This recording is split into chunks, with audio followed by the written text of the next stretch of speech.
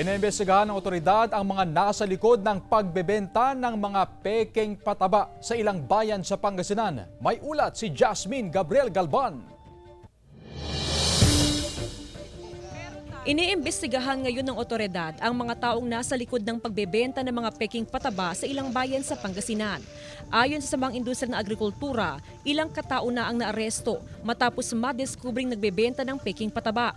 Mostly by Siha Tarlac ang nag-produce ng fake fertilizer. May nahuli dito sa Pilalonan, Villasis, and Rosales dito sa Pangasinan. Sa Ilocos Sur and La Union may nahuli rin. So tuloy-tuloy yung pag-entrapment. Kumpara sa orihinal na presyo ng pataba, mababa ng halos kalahati ang presyo ng peking pataba.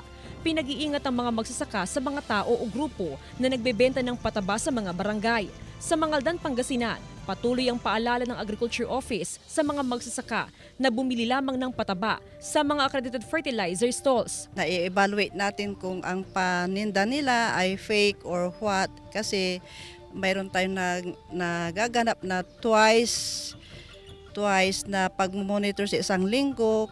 Maingat naman daw mga magsasaka sa pagbili ng pataba, lalo pat naranasan na raw ng ilan na nakabili ng peking pataba.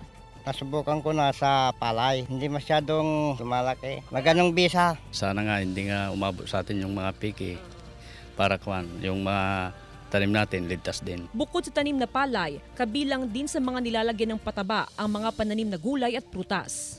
Kasama si Daryl Peralta, Jasmine Gabriel Galban, One North Central Luzon.